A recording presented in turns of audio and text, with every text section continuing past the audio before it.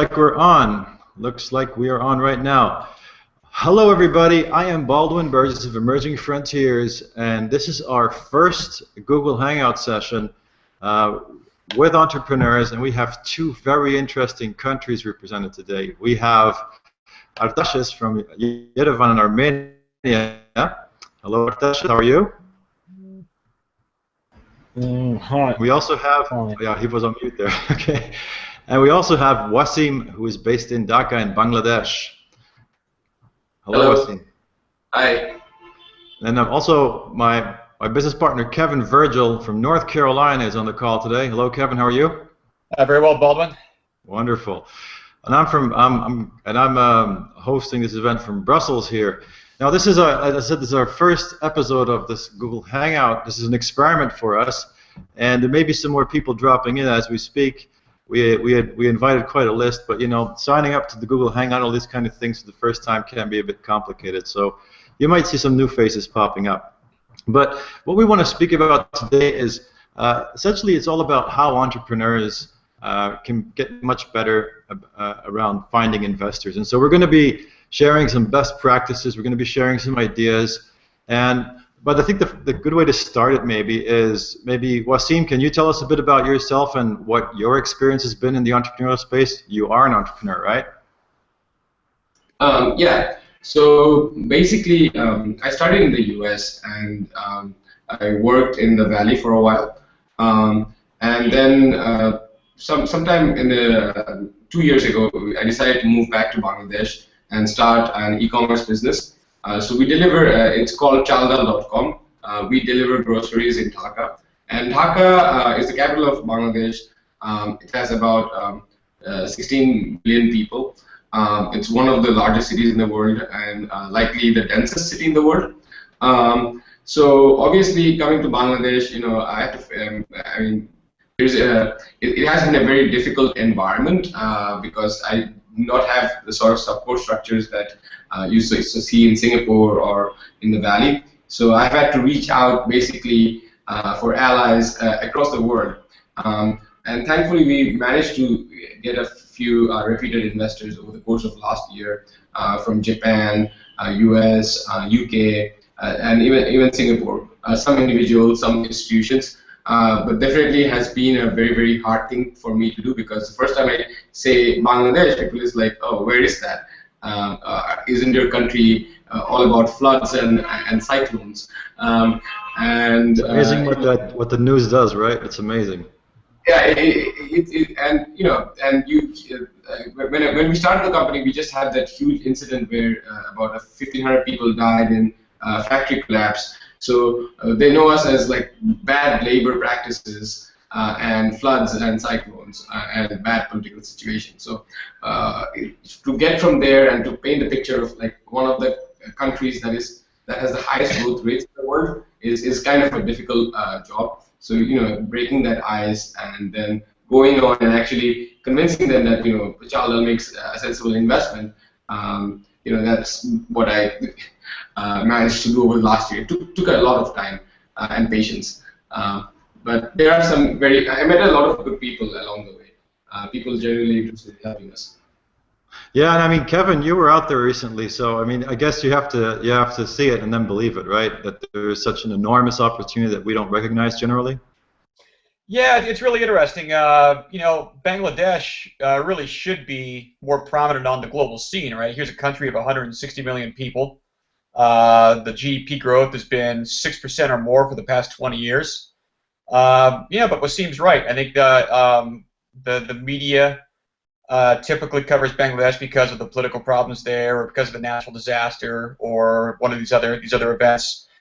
And I think they're also in, I guess, the position of being sandwiched between India and China, right? Which two largest economies on the planet, and they attract even more attention. So it's just a classic frontier market, in my opinion. There are great things happening there. I think the next 10 to 15 years are going to be massively interesting in Bangladesh, but it's going to be a struggle trying to take some of the spotlight away from India, from China, and even from Myanmar next door. Absolutely. All right, Wasim, we're going to get into the business specifics a little bit later, but let's go halfway to Bangladesh now, at least from, I would say where Kevin is, or more or less where I am. Let's go to Armenia now. Again, an interesting country. I actually have one of my best friends is from Armenia, so I know a little bit about it, but again, it's one of those countries that are really not on the map. Tell us about yourself, Artashes, and tell us a little bit about, what the potential is there, what the scope looks like. Okay, hi guys. Thanks for initiating this type of a platform, and I do really hope that soon we'll have myriads and thousands of people, being with us on this platform. So before I get to Armenia, let me introduce myself because there is not a lot to tell, and Armenia is a open-ended topic. So let me start with the boring thing, and then I'll get back to Armenia. Well, first of all, Kevin, I kind of read your article this morning about this. Everything you know is wrong about frontier emerging market investing. I like that idea. Well done, and it's true. Unfortunately, we live in this asymmetric world where the supply of finance, which is more of a kind of OECD countries and developed world, doesn't have big appetite and neither the knowledge to learn more. So to kind of clean up the uncertainty to invest countries like Armenia or in Bangladesh. Though Armenia and Bangladesh aren't compatible by terms of the size, because Armenia is only 4 million in population and 10 billion GDP growth. But before doing that, I was for 15 years in the development finance, in the development economics, and I was doing M&A on the buy side and the sell side. I was working with EBRD, which is the development finance institutions, and I was specifically buying small equities in the small companies, in illiquid markets, in frontier markets like Armenia, Georgia, Kyrgyzstan, and did a couple of deals in Uzbekistan and Turkmenistan. These are type of the countries that completely under investment by any rational investment ranking. And this is why I kind of relatively well positioned, to comment or to kind of give some ideas on the problems the SMEs, because these companies would qualify under SME definition in the developed world, but they are quite big compared to the economies they operate in. Let's say 25 billion turnover company in Armenia, it's a big taxpayer, it's a big company, but it's a 25 million, which is like an SME standard by EU size. So that's why we have to be kind of also be specific with conventions, right? And that's all about me. In terms of Armenia, I don't want to. It has a huge diaspora, right? There's so many Armenians around the world. True. I have no idea of what the proportions of people outside and inside, but I guess there must be something more. 1 to 3, up to 10 million Armenians estimated living all outside of the world, and 2.5 living in Armenia, and 1 million in Yerevan. Essentially, Armenia is one capital country. There were some historic reasons why we had so much Armenians all over the world, because there are some issues with the Turkey and the genocide that happened exactly 100 years ago. So we're commemorating centennial for the genocide that is going to happen April 24 this year. But diaspora is a significant source of an assets. I mean, even you can come across the studies. I think WTO did a couple of studies on FDI, and it's pretty. That was kind of an article that I liked a lot on a particular issue. Like 80% of the FDI flows between developed countries, so essentially North America, Europe, and probably Japan. The remaining 18, and it covers around 30 to 40 countries. There is around 18% out of 100 that goes from developed countries to developing countries that are resource abundant. So you would see probably the flows from North America, Europe, to the developing nations like China and then Africa and other things. So it is another 20 to 30 countries to add. So essentially there is only 2% left for the countries like Armenia and probably Bangladesh to compete for. So you have 80% of FDI flow between developed world, 18% from developed world to developing nations that are resource abundant. If you put the list of the countries we have covered, 98% of the FDI flows happens between 50 to 60 countries, and you have 200 and above countries. So let's say the remaining 140 or 20 countries has to compete for this remaining 2%. And then the question comes how they will do that. And so those countries that have strong diaspora, for example, has certain advantages in this global competition for the FDI flows. And to get back on Armenia, Armenia was part of the Soviet Union, and we have kind of obtained our independence in 1991. So the country is relatively developed in terms of the infrastructures as a legacy of the Soviet Union, literacy of the population, and that's why we kind of a bit started in a more advanced position compared, let's say, to other nations in Africa that had poverty alleviation as a major kind of priority. Though Armenia is not a rich country, 50 to 60% of people live below the poverty line and the parity line. But I think the per capita income should be higher than Bangladesh, but I may be completely wrong. So we would have 10 billion of GDP and 2.5 million of population. So essentially, we're between 3,000 to 4,000 GDP per capita. What's the Bangladesh one? If you guys happen to know that. Yeah, could you say that there? Oh, before I go on, somebody has just joined our call. Welcome. Who do we have? Who do we have on here? Okay, we'll get to them later. So, another question for you, Artasis, is really like, is Armenia? Would you define that there is a native entrepreneurial spirit there, or is it more sort of like a European sort of traditional thinking country? I mean, the question, I guess, is there enough job opportunity for the young generations, or is there more like an embedded real entrepreneurial spirit? Well, again, as all the difficult questions, it's not a black and white answer to that one. We have both. Essentially, I would kind of describe as the business environment being not sophisticated enough. And sorry, this is my phone. Just let me turn it off. So the business environment is not really that sophisticated. Those businesses that have, let's say, Western educated young guys, with MBAs, they would probably perform better on the relative scale, and you would find them in the high labor productivity sectors like telecoms, ICT, and banking. But if you look on the breakdown of Armenian GDP, before the Soviet time, before the collapse of the Soviet Union, Armenia was industrial country. Now we are like agricultural and agri-processing country with 30 to 40% of GDP coming from agriculture, where the labor productivity numbers are kind of really, really low. So this is this is where the most of the SMEs would be. The trade.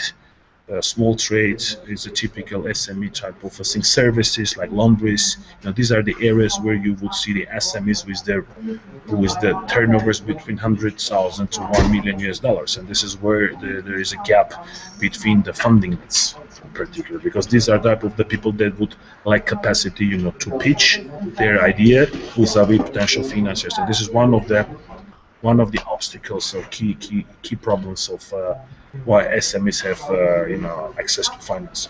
But that's not the only reason. If you want me to kind of nail down or list certain why the obstacles, one of them would be sophistication of the entrepreneur in terms of dealing with the banks, but another sophistication would be existence of the black economy, because if you have a black economy, you don't have accounts audited, so the banks wouldn't trust your accounts, so that creates extra layer of obstacles to get funding from the banks. Another thing is that the banking sectors in the countries like Armenia usually would be a very hardcore asset lending type of a bank. So rather than trying to get to the cash flow risk assessment, they will be looking at the collaterals and the pledges, and that SMEs in most of the cases will be limited in any meaningful fixed asset to be pledged with every bank, and that's why there is evidence of acute need for a non-bank type of funding needs. So let's say a fund that would come up with some mezzanine structures or non-debt related instruments. Okay. We're going to get a little bit more into detail on what you do as a business, but in the meantime, let's jump back to Bangladesh, to Wasim right now, sort of on the same topic. I've never been to Bangladesh, but I have the feeling like this is a typical country where everybody is an entrepreneur by default, or am I totally wrong here? People are so pretty much self-reliant when it comes to building their future, right? So basically, I mean, it's a product of our demographics, right? So you have a really young population, and capital has traditionally been an issue. It's only in recent years that we are solving it to a certain extent. But hello. So but typically it was hard for Bangladeshis to find jobs within Bangladesh. We have about the government estimates around like 1.5 million people of Bangladeshi origin living and working outside of Bangladesh. We send out about 300,000 people every year for work in like mainly Middle East.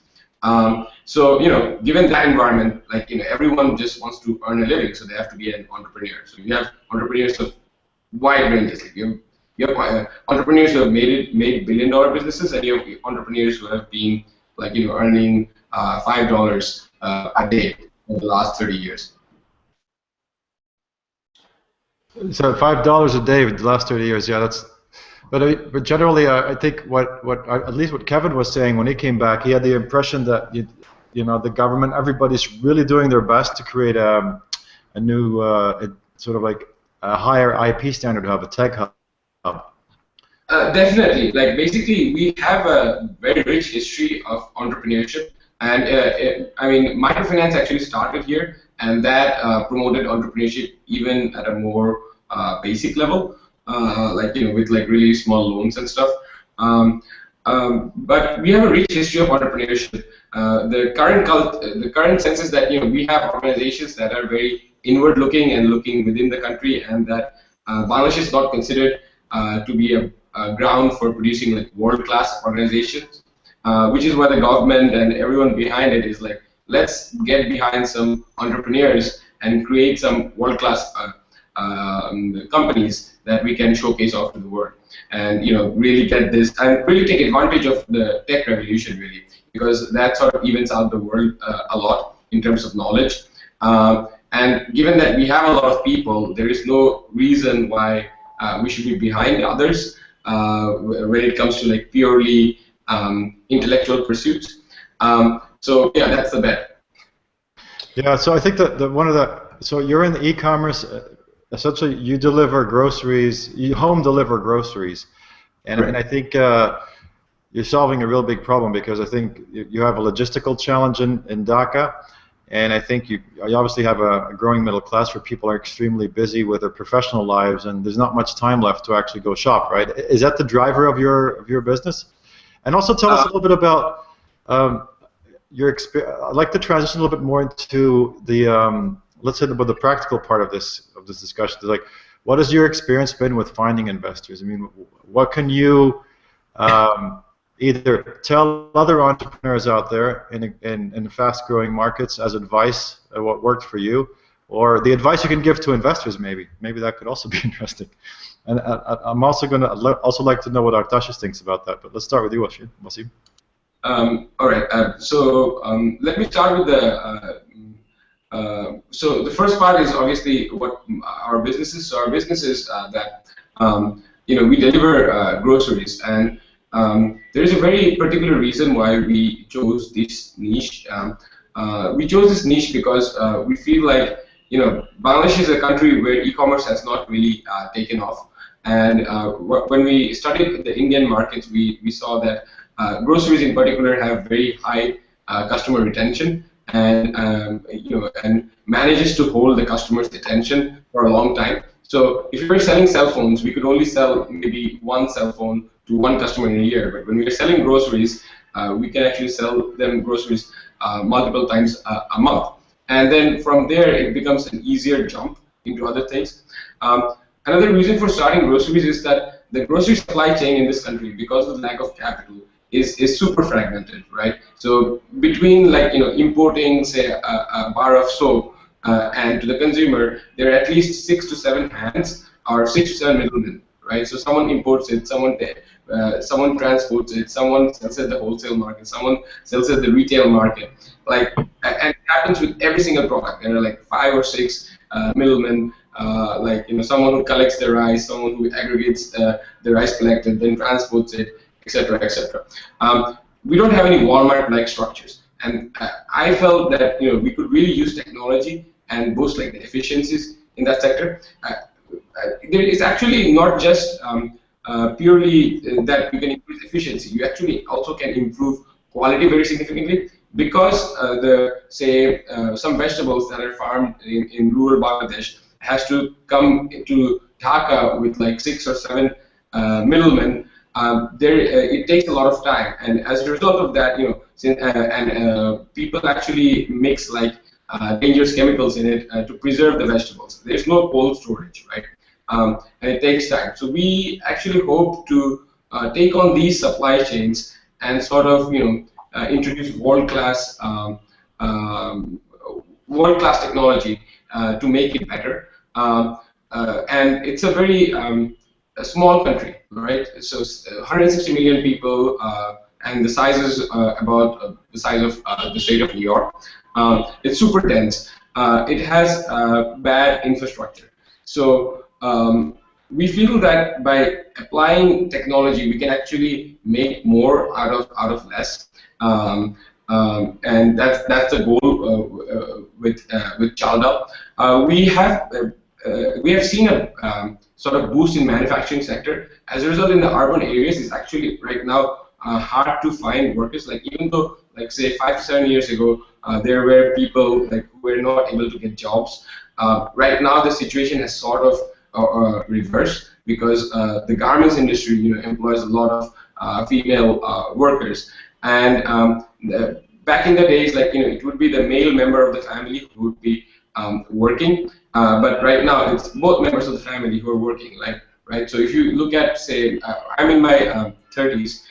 If you look at my parents' generation, most of the women in that generation did not work. But when I look at, say, middle class population in urban areas for my generation, I see most of my friends, both the members of the family, both of the couples are working because cost of living is rising.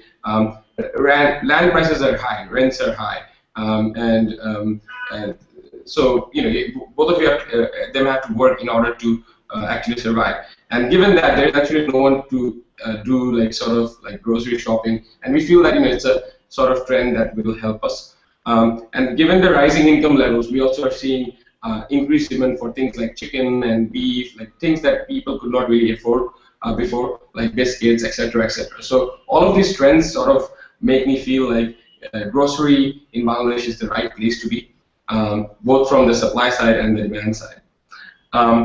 Regarding now the next part of the question, regarding getting investors, when I came back to Bangladesh, I had a lot of experience with sort of venture capital financing. I mean, not that I raised any, but I worked in companies that raised significant amount of venture capital. One of them is Sigfig. Two of my friends went into found a company called Zenefits. So I saw them, raising money very easily, and that sort of mentality does not exist locally. Actually, capital itself is a bit scarce, and most of the capital in the country is available in the form of bank loans. And for a startup that's in the e-commerce sector, it's actually an expensive game, no matter where you start, right? Even if you look at China, Alibaba is quite expensive by like in developing world standards. Flipkart, these guys have raised billions of dollars to develop e-commerce in India. That sort of capital is not available in Bangladesh, and definitely there is no history of success. So there is no local investor who is going to say that, hey, let me just put in a few $100,000 behind this because this is going to be a $10 million exit or a $100 million exit, because they have never seen anything like that. So when I came back to Bangladesh, I had a very difficult time finding capital locally. I had a bit of personal savings. That's how we started. Me and my co-founders, we burned through a bit of our personal savings to get this off the ground. And then after exploring the local market, we decided the best place for us to go is to go to sort of the centers where venture capital is available, like people who understand the e-commerce sort of place.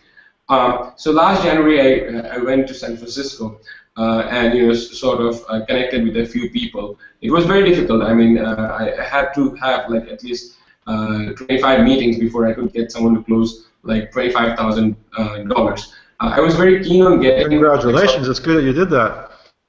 Yeah, I'm hearing that in the U.S. alone. I don't know how accurate this number is, but less than 5% of entrepreneurs in the U.S. even get backed by venture capitalists. So I think you did a good job, you know? Well, we have been, yeah, I mean, things sort of fell together once. So we have been very, we have been researching the investors. So we have been very particular about who we take investment from. So I think it's a lot about finding who might have that interest. $25,000 in, like, say, in the US, it's not really much. Like any startup that comes out of, like, say, Y Combinator or something like that would not have any difficulty raising like $1 million and a half. And me and my co-founders, we had really good backgrounds. Like I went to Wharton, and my co-founders, they went to National University of Singapore, had really good coders and all that. And if we were doing a startup in the US, it would have been much easier for us to raise money, given our experience, etc. But because of Bangladesh, we had to sell the country and like really research investors. So we got that investment, and slowly things started taking off. As a result of that investment, we got some press and media exposure, and then I built up the network with people who were interested in Bangladesh. The more people you know who are keen about your country, the more chance you have of connecting to someone who might be keen about it. So, from the perspective of the investor, right? If someone wants to know about Bangladesh, they'll probably ask someone like Kevin, who was been to the country. So I value the networks very strongly, because I think that's our way of hopefully attracting more capital and growing this business. So my advice for people around the world who are like in environments like me would be like, if local capital. So one of the key things to know understand is that if you take like sort of bad money up front, it may actually be harmful for the business. Like if you get investors who don't understand your business, who are not in line with your vision, it may actually be difficult to get more money and sort of grow the business in a way you sort of want to know. So be very choosy about your first investors. And these days, with like initiatives like emerging frontiers, like I think you will find friends. Like it's unlikely that there isn't anyone from your country who knows at least someone who might be willing to just try out the business. But definitely get the right sort of money from the right sort of guys, and definitely value the guys who are going to connect you to more people than someone who is just going to put money.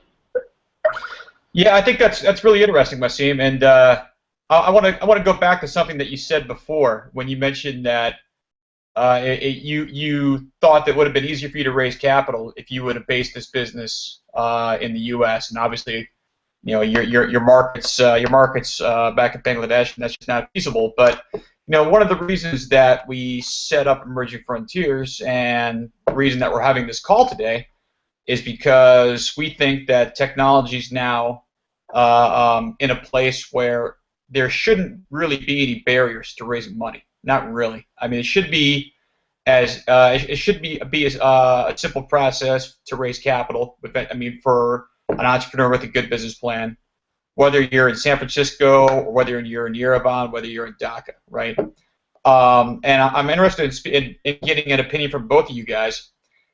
Because you're both from countries with very large diasporas.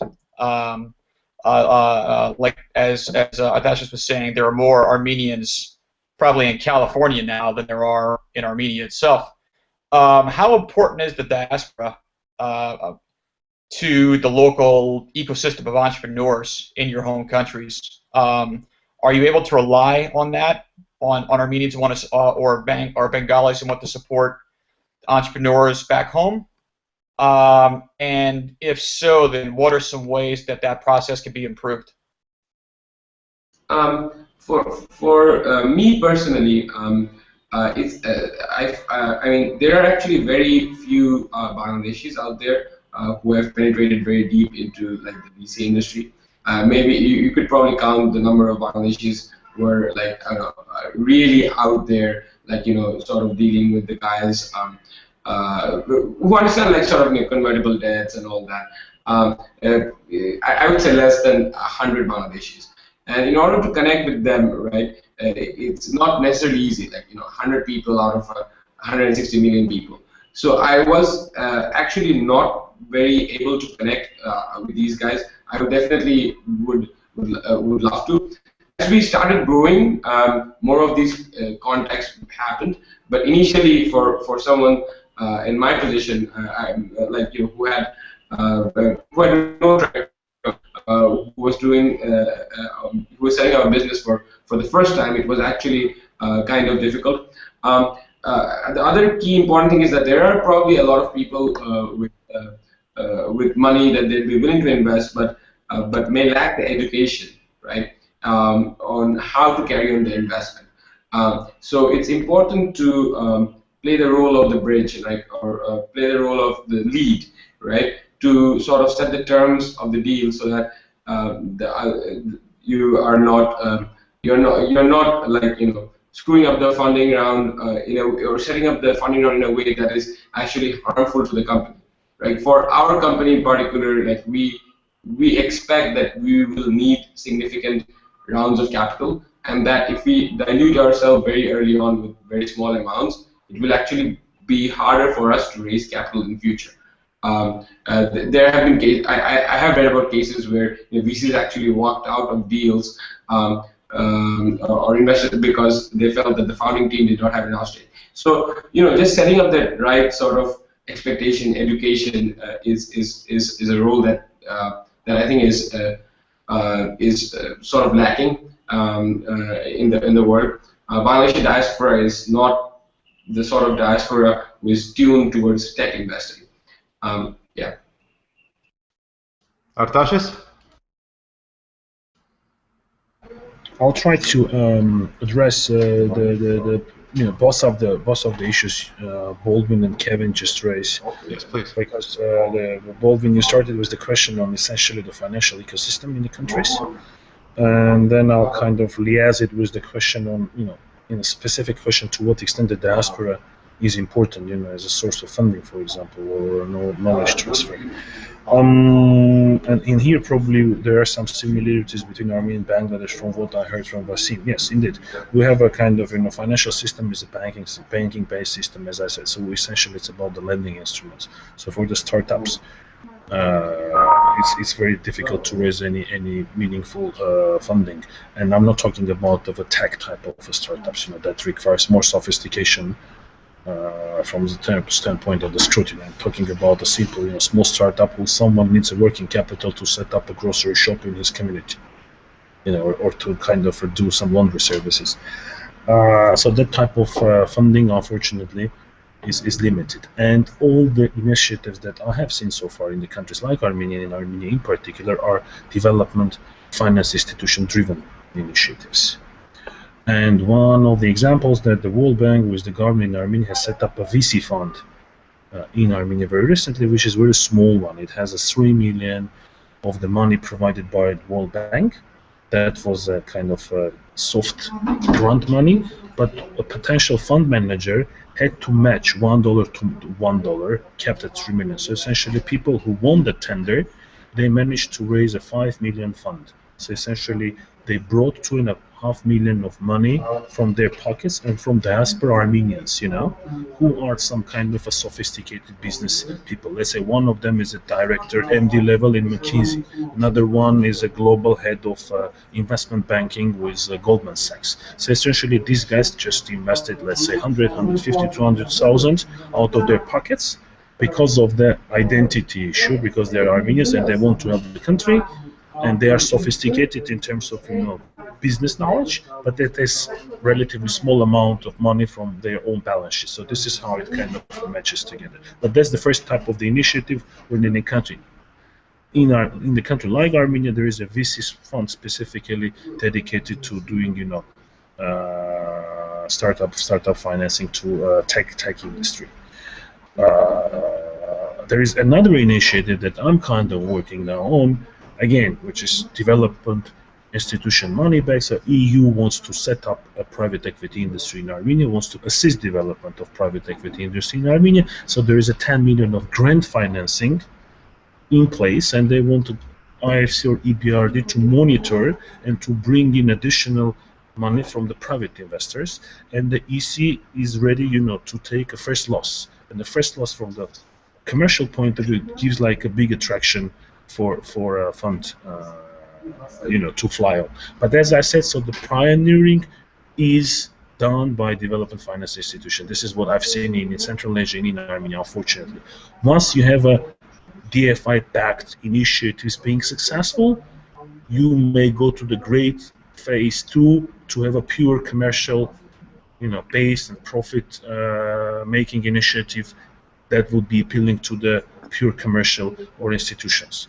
When it comes to we have someone to join us. You want to introduce Baldwin before I continue?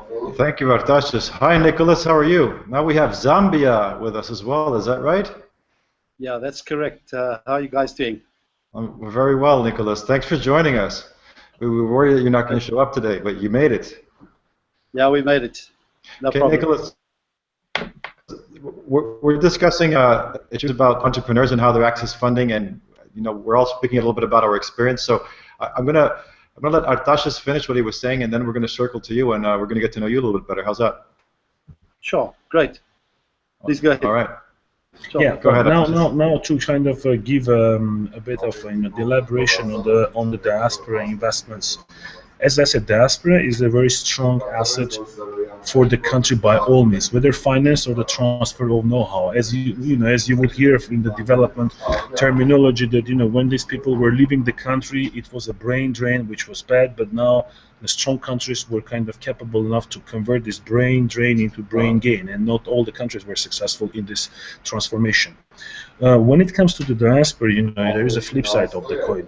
Those investments that are successful in Armenia, vast majority of them are diaspora supported, but this is on a large scale. Let's say the guy who is a successful entrepreneur in Argentina, who runs the airport businesses in Argentina, he has a concession rights over the Armenian Yerevan airport, which is like state-of-art class grade A airport. But these big guys, they can find their ways to the, let's say, decision making in the central government or the president's office. Essentially, they can clean up the obstacles they would face. But when it comes to the retail diaspora, let's say a particular Armenian living in California who would be ready, let's say, to contribute 10,000 bucks or 10,000 or 50,000 or up to 100,000 to something in Armenia, then you would need to have certain infrastructure in place, whether it's an internet platform, like, I don't know, Home Strings, or whether there is some type of a fund which is credible and trustworthy. So these people would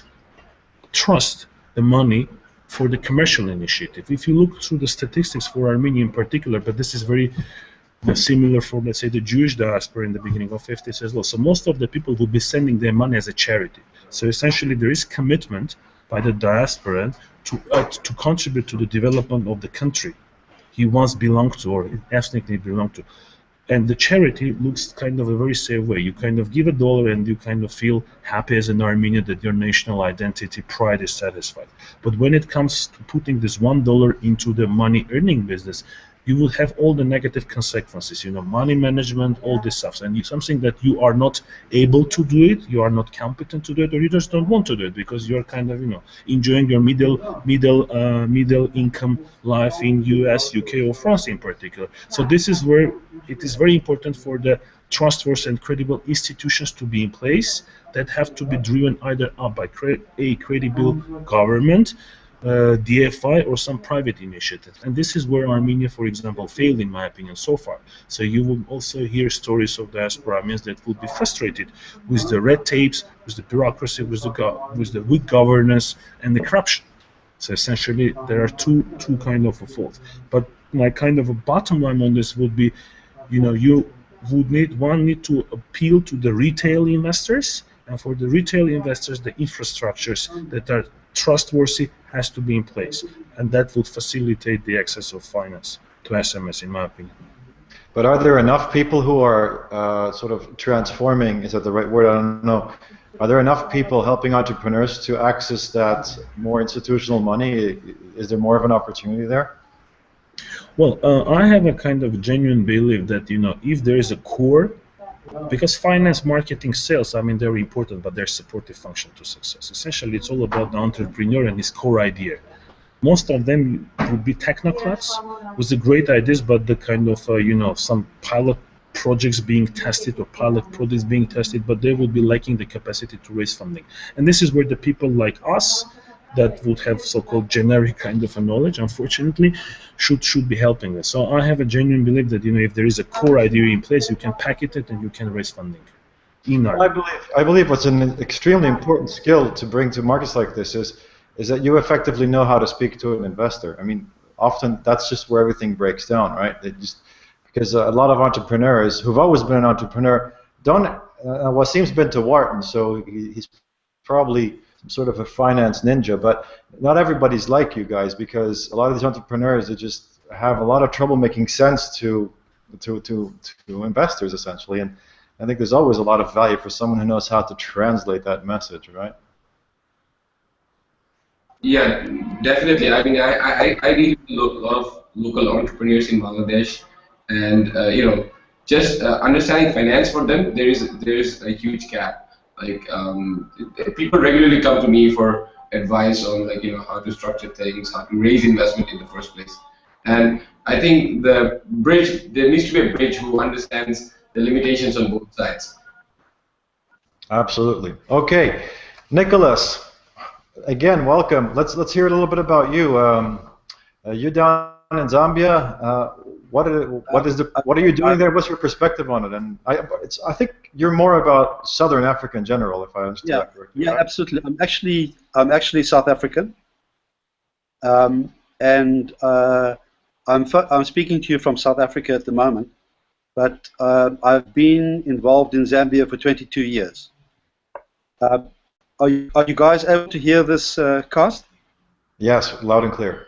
Okay, great. I basically have been in business my whole life within South Africa and in the Southern African region. And I chose Zambia kind of because it was really a greenfields kind of environment about 20 years ago. And that was just after Zambia gained independence from, I'm sure you guys won't even know, I'm talking about a guy called Kenneth Kaunda, who was one of these long-reigning African leaders. In any case, multi-party democracy came there about 22 years ago, and what's happened has been a great story. Zambia is one of the leading lights in Southern Africa currently, and is probably, although there's no real statistics, I haven't seen any, but I do believe Lusaka, the capital, is probably the fastest growing city in the whole of sub-Saharan Africa currently. My business operations are involved in the hospitality industry. I'm a realtor. I operate in the real estate sector. We do retail developments, housing developments, warehousing, and then I also have interests in mining and aviation. So basically, it's quite a sophisticated banking environment. It's become so in the last couple of years with the movement of South African banks into the space. South African banks are quite advanced in their thinking, their concepts, and so on. And the only restrictive issue amongst the banks is the very high lending rates. If you lend in local currency, which is the Zambian kwacha, then you're paying on an average between 20 and 25% interest on a project. And very difficult to make a project work at those rates. The banks are making a fortune, but it's not helping development. It's even more complicated when you're doing business in dollars and you have to deal with the kwacha's volatility at times. I was just about to mention that. You can pick up a dollar-based loan currently for around 8%, and then obviously now with the squeeze on the emerging markets and the strengthening of the dollar, it's put a lot of pressure on the economy as a whole. So we're running into quite um, a tight cash situation. Currently, there's a need, I do believe, and it's something that I've been investigating, is to create a bank crowdfunding platform, which we're busy investigating at the moment in the UK, to raise funds for primarily real estate kind of projects, which are very viable, big corporate tenants,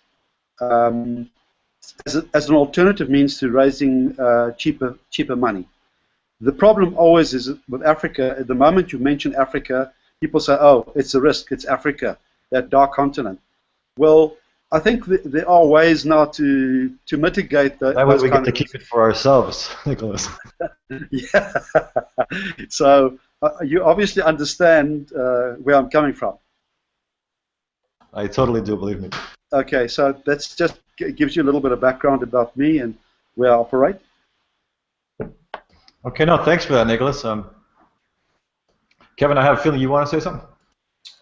No, I was just listening. I was actually interested in hearing a bit more from Nicholas about what what foreign appetite is for African real estate projects at the moment, and yeah, frankly, how do you overcome all the investor objections or concerns about risk?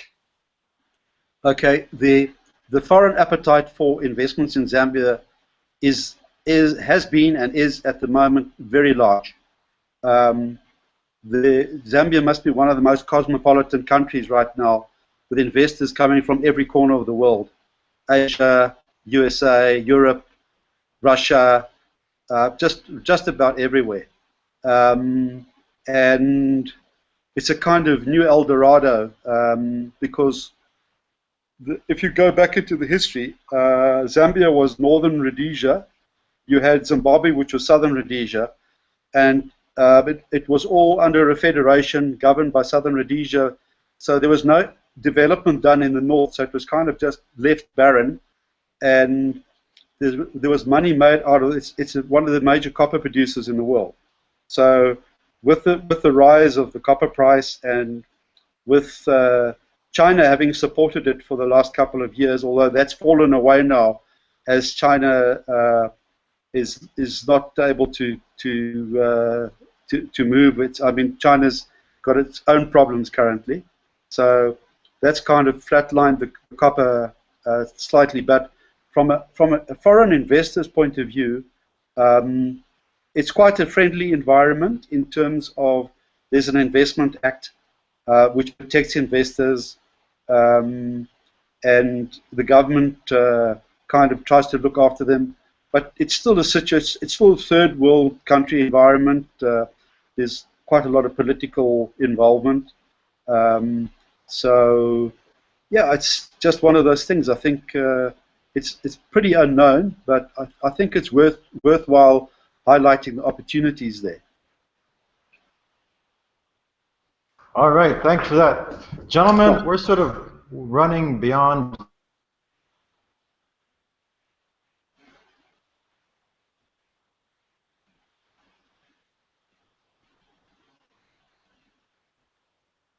Did we lose him?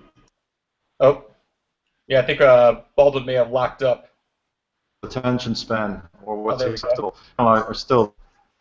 One more thing, I just wanted to take a moment to show you, if you like what you're seeing here and you'd like to form a part of our community, I guess you can see my screen right now. All you have to do is just go to our website, and you can fill in your email address there, and become a part of the Emerging Frontiers community. Also, please do tell us what you'd like us to do on these video seminars. We're very open to ideas, and we definitely hope that you can share us. Another way to get in touch with us is essentially just by, I'm hitting a few buttons here, just by emailing us on concierge@emergingfrontiers.com. That is what that's what we're there for. We have a community across all 7 continents in all different places. We're interested in helping entrepreneurs access investors, investors access entrepreneurs, and anything that has to do with winning in business in these fast developing markets. Gentlemen, I thank you very much. are there is there anything else that you would like to tell our audience, how they can find you, how they can connect with you, or anything you can do for them?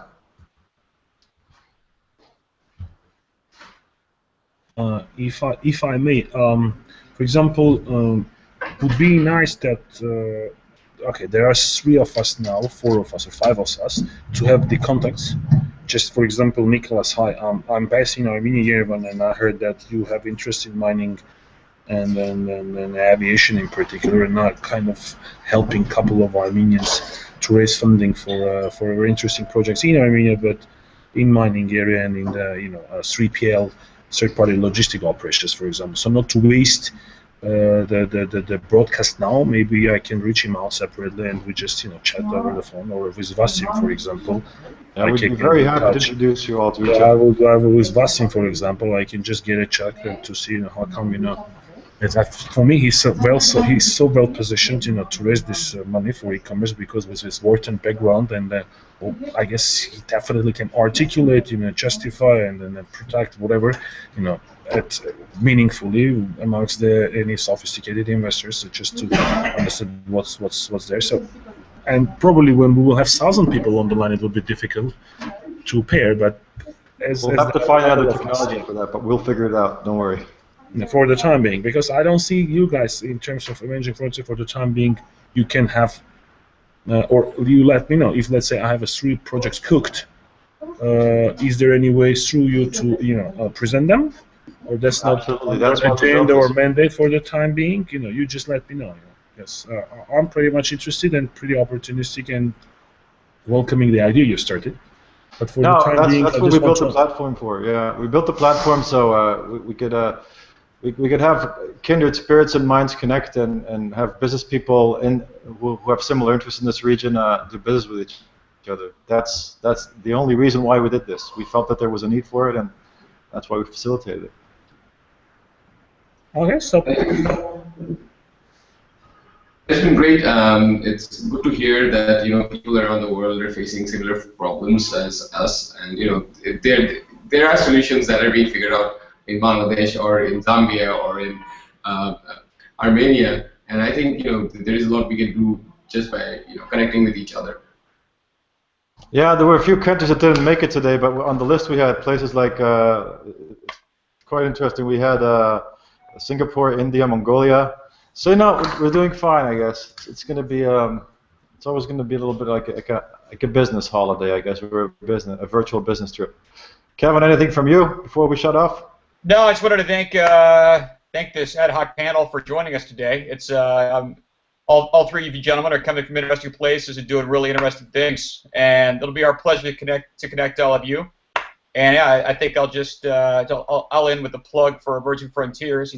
As I said before, the reason that we built this is to give a platform to gentlemen like you who are doing interesting things and want to have exposure to a global community of like-minded people. That's what we're building here, and yeah, we hope that you'll continue to tune in, and that we can find more and more people like you, because I think there really is appetite from our readers and our subscribers to hear stories about people building interesting things in frontier markets. Great, guys. Thanks very much. I think what you're doing has a lot of potential.